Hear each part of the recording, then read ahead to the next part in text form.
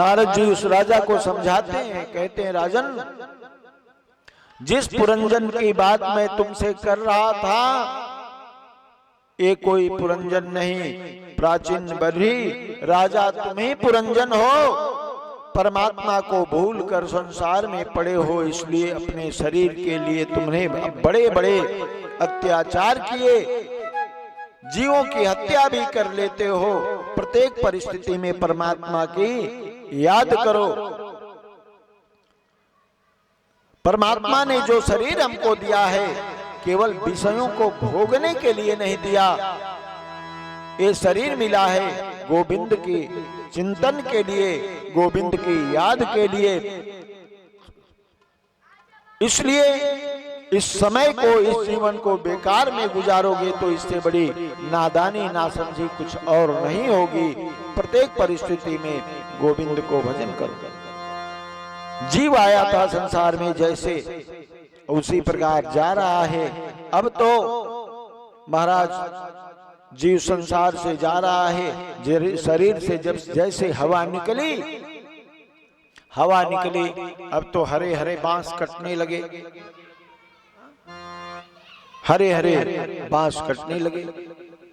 अब उसको सजाया जाने लगा, रस्सी से बांधा गया, खूब सुंदर सजाया गया।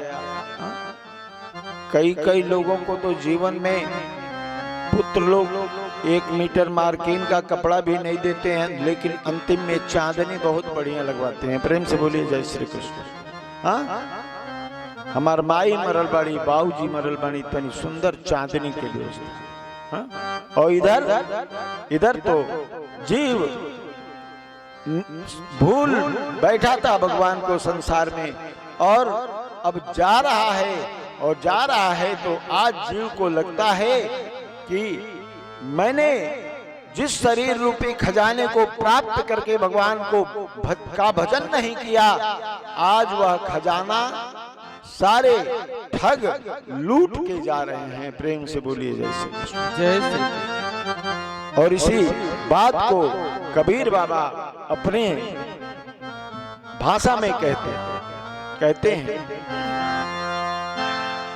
लूटल हो कौन ठगवा नगरिया के, लूटल हो कौन ठगवा नगरिया के, लूटल हो कोनो ठगवा नगरिया के, लूटल हो कौन ठगवा नगरिया के, लूटल हो कोनो ठगवा नगरिया, लूटल लूटल लूटल हो, लूटल लूटल लूटल हो, लूटल हो कौन ठगवा नगरिया के, लूटल हो कोनो ठगवा गाइए, नगरिया, लूटल हो कौन ठगवा नगरिया के, लूटल हो कोनो ठगवा नगरिया के।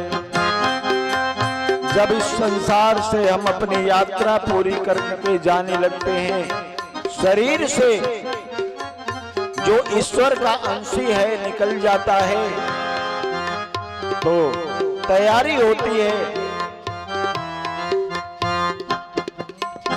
अब घर के लोग एकत्रित होते हैं, जो शरीर पर कपड़ा है उसको निकाल देते हैं, और निकाल के शरीर में नाना प्रकार के चंदन घी इत्यादि लेपन करते हैं, सजाया जाता है।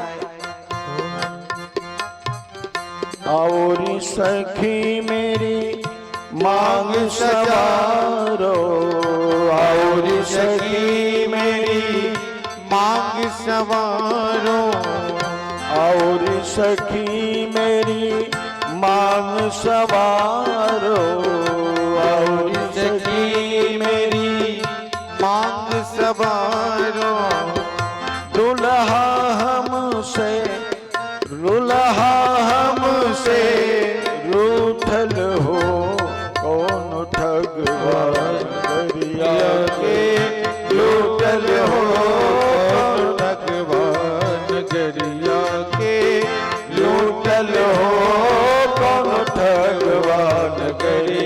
के। जय हो। जय हो।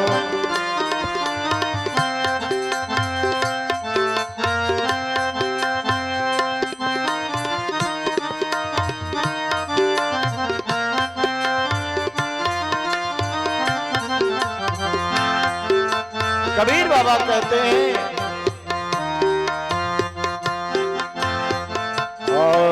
कांच बांस का बना खटोलना, कांच बांस का बना खटोला, कांच बांस का बना खटोला, कांच बांस का बना खटोला, पर दुल्हन सूतल हो, पर दुल्हन सूतल हो, कौन ठगवा नगरिया लूटल हो, कौन ठगवा नगरिया लूटल हो, कौन ठगवा नगरिया के। लूटल लूटल लूटल हो, लूटल लूटल लूटल हो, लूटल हो कौन ठगवा नगरिया के। लूटल हो कौन ठगवा नगरिया के। लूटल हो कौन ठगवा नगरिया के।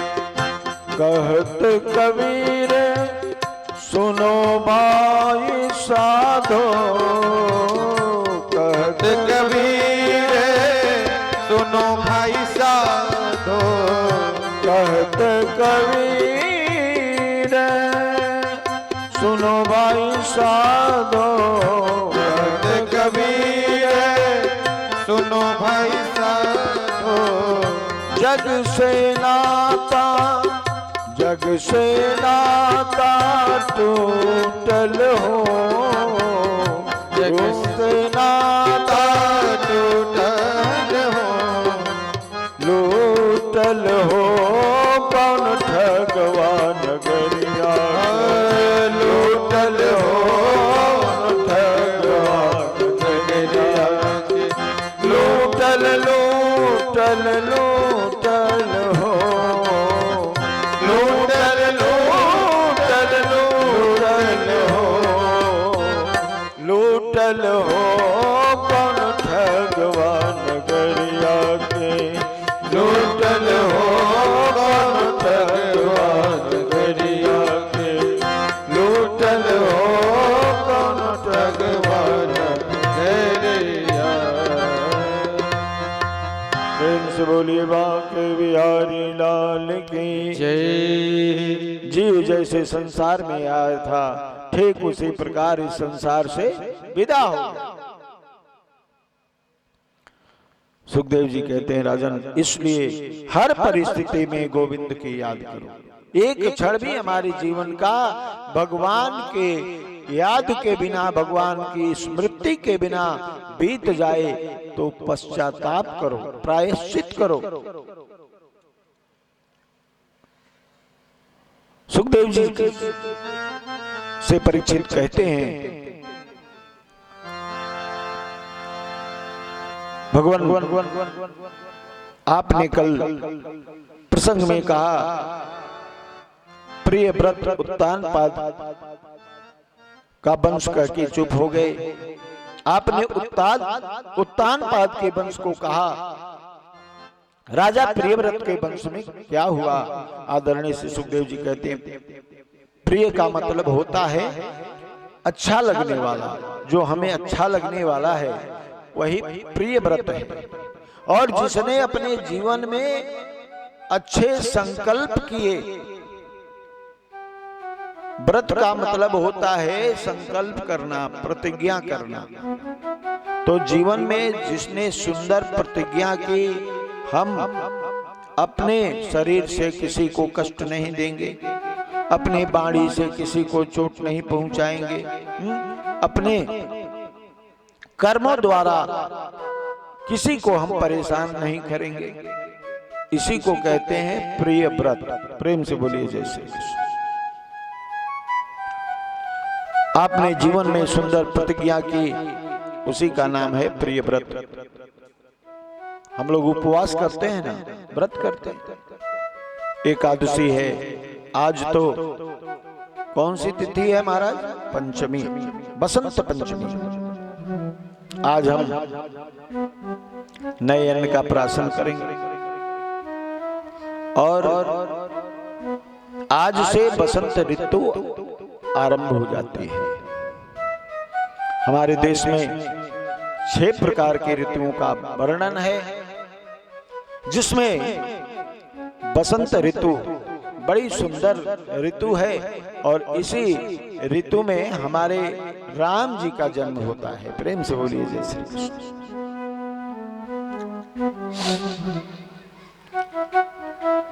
हम एकादशी व्रत करते हैं, द्वादशी करते हैं, त्रयोदशी करते हैं, नवरात्र का व्रत करते हैं, लेकिन जीवन में यह व्रत कभी नहीं करते कि अपने शरीर से, मन, वाणी, कर्म से किसी को आघात, किसी को चोट नहीं पहुंचाएंगे। और मन, वाणी, कर्म से किसी को तकलीफ नहीं पहुंचाना ही सुंदर प्रिय व्रत है। प्रेम से बोलिए जय श्री कृष्ण। इसलिए हम साल में 365 दिन होते हैं, 365 दिनों में हम कोई किसी दिन उपवास मत करें, लेकिन अपने शरीर से यदि हमने किसी का बुरा नहीं किया, अपने वाणी से किसी का बुरा नहीं किया, अपने आचरण द्वारा, अपने व्यवहार द्वारा यदि किसी को आघात नहीं पहुंचाया, तो समझ लो आपने एकादशी नहीं किया, द्वादशी नहीं किया, नवरात्र नहीं किया। उन सारे व्रतों का फल आपको केवल आपके सुंदर आचरण से प्राप्त हो जाएगा। प्रेम से बोलिए जय श्री कृष्ण। अब जो मनु महाराज के बड़े पुत्र प्रियव्रत जी हैं, उन्होंने जीवन में ये संकल्प किया कि हम संसार में अंधकार नहीं रहने देंगे। भगवान सूर्य से उनकी होड़ लग गई। सूर्य के समान उस राजा ने एक दिव्य रथ को प्राप्त किया। प्रियव्रत के बेटा हुए राजा आग्निद्र के बेटा हुए राजा नाभि के बेटा हुए राजा ऋषभदेव।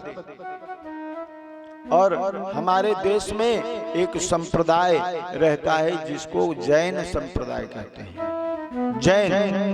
जैन सुने हैं ना आप लोग? तो ये जैन लोग, यहीं से जैन संप्रदाय का प्रारंभ होता है, राजा ऋषभदेव से। ये जैन संप्रदाय के पहले तीर्थंकर हैं। और आपको बताऊं, जो जिसके घर में आने से,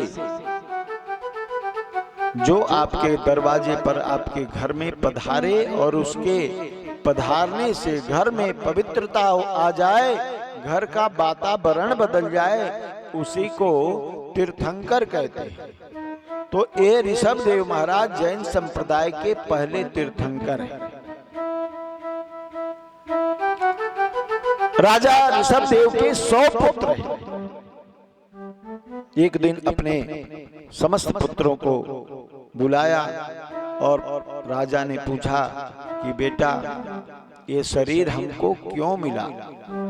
परमात्मा ने जो ये सुंदर शरीर दिया है, क्यों दिया है? तो सारे पुत्रों ने कहा कि महाराज प्रातः काल उठेंगे, स्नान करेंगे, उसके बाद बाल भोग करेंगे। बाल भोग का मतलब नाश्ता। प्रेम से बोलिए जय श्री कृष्ण। हाँ, फिर दुकान पे जाएंगे, अपने नौकरी कारोबार पे जाएंगे, दोपहर को फिर भोजन पाएंगे। हाँ, फिर घर आएंगे, विश्राम करेंगे, कुछ बाल बच्चों से, परिवार से हास विनोद करेंगे, फिर रात को सो जाएंगे। हाँ, फिर सवेरे उठेंगे। नित्य का यही काम। तो राजा कहते हैं भुंजते त्वघम पापा ये पचन्त्यात्म कारणात्। अपने बेटों को समझाते हुए कहते हैं कि यह शरीर केवल हमको खाने पीने सोने उठने बैठने के लिए नहीं मिला है। पहली बात कि घर जब हम बनवाएं तो उसमें जो सबसे सुंदर स्थान हो उस स्थान पे उस घर में एक छोटा सा मंदिर जरूर बनवाइए। प्रेम से बोलिए जय श्री कृष्ण। बिना मंदिर के घर शमशान भूमि जैसा होता है। प्रेम से बोलिए जय श्री कृष्ण। जिस घर में गोविंद हमारे ठाकुर जी शालिग्राम ना हो वह भूमि शमशान के समान होती है। घर में मंदिर तो होना ही चाहिए। मंदिर में मूर्ति है, मन में ऐसा कभी भाव नहीं होना चाहिए। मंदिर में तो साक्षात गोविंद ठाकुर जी बैठे हैं, प्रत्यक्ष भगवान माने और ये निवेदन करें कि इस मंदिर में साक्षात हमारे स्वामी बैठे हैं। वह जगतपति जगत नियंता सर्वेश्वर अखिल कोटि ब्रह्मांड नायक भुवनाधिपति नारायण ही उस मंदिर में बैठे हैं। और घर में जो भोजन बनवावे वो बिना भगवान को भोग लगाए न पाए।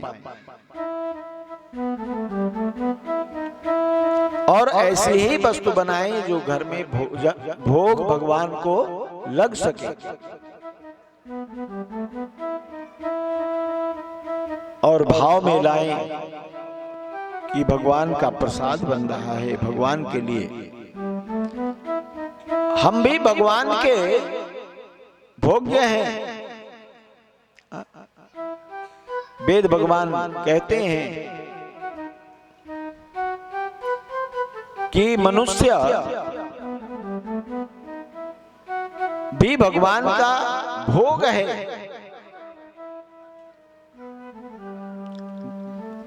बोले भगवान कहते हैं वेद में, मनुष्य कहता है अहम अन्नम, भगवान कहते हैं अहम अन्नादः। अर्थात भगवान, मनुष्य कहता है, जीव कहता है मैं भोग हूं, तो भगवान कहते हैं अहम अन्नादः, मैं भोगता हूं। भगवान हमको भोगने वाला है। अगर एक मिनट भी भगवान इस शरीर से चले जाएं तो फिर संसार में हमारा अस्तित्व नहीं रहेगा। हम संसार में नहीं रहते। और ब्राह्मणों के घर, वैष्णवों के घर कभी खाना नहीं बनता। भगवान के भक्तों के यहाँ तो सिर्फ प्रसाद बनता है, सिर्फ भोग बनता है। और जिस वस्तु का संबंध हम भगवान से जोड़ देंगे वो भगवान की हो जाएगी, और जो वस्तु भगवान की हो जाएगी उससे वस्तु का दोष समाप्त हो जाएगा। प्रेम से बोलिए जय श्री कृष्ण।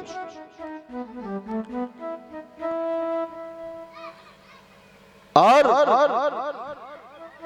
तीसरी बात महत्वपूर्ण ये है कि एक बार भगवान के चरणों में, भगवान के पास, बहुत महत्वपूर्ण बात मैं निवेदन आपसे कर रहा हूं, भगवान के पास जो वस्तु चढ़ जाए, भगवान के चरणों में जो वस्तु चढ़ जाए, अर्पित हो जाए, उस वस्तु को भूलकर अपने पांव से मत लगाएं। प्रेम से बोलिए जय श्री कृष्ण। यदि हमारे पैरों से वह वस्तु लग गई तो जितना पुण्य हमने किया समझ लेना उससे कई गुना पाप हमसे हो गया। वह सारी सेवा भगवान की व्यर्थ चली जाती है। तो राजा ऋषभदेव, महात्मा ऋषभदेव अपने पुत्रों को समझाते हैं कि महापुरुषों की सेवा ही मुक्ति का द्वार है, मुक्ति का मार्ग है। महत् सेवा द्वार माहू विमुक्ते, तमोदारम योषिताम संग संगम, महापुरुषों की सेवा ही मुक्ति का मार्ग है। इस संसार में हमने जन्म लिया है तो भगवान के जो लाडले सेवक हैं, संत हैं, साधु पुरुष हैं, उन संतों की सेवा करिए। वो भी कैसे संत? बोले बीतराग संत। अच्छा, इस संसार में आइए तो संसार में वस्तुओं का अपने आप परित्याग कर दीजिए, और नहीं तो घर वाले तो छीन ही लेंगे। प्रेम से बोलिए जय श्री कृष्ण। छोड़ दो और नहीं तो छीन लिया जाएगा। यहां तक कि घर वाले जब पिताजी माताजी गुजर जाती हैं तो आप कान में गहने पहने हो, नाक में गहना है, वो भी निकाल लेते हैं। प्रेम से बोलिए जय श्री कृष्ण। बोले शरीर को ले जाओ, बाहर निकाल दो, जला दो, गाड़ दो, उसको प्रवाहित कर दो, लेकिन जो कान में गहना है ना उसको निकाल लेते हैं, वो ना बचे।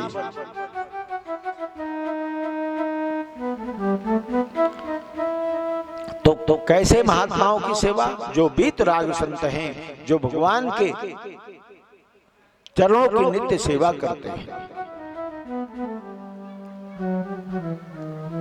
अब ऋषभ देव ने अपने पुत्रों को उपदेश किया। 100 पुत्रों में सबसे बड़े पुत्र जो हैं ऋषभ देव के, उनका नाम है भरत। अपने पुत्र भरत को अपने राज्य का कार्यभार सौंपा और अपने सन्यास ग्रहण किया, अघोर वृत्ति अपनाई। अब तो एक स्थान पर ऋषभ देव जी रहते, भगवान का चिंतन करते, कुछ मिल जाता तो पा लेते, नहीं मिलता कोई संग्रह, कोई परिग्रह नहीं।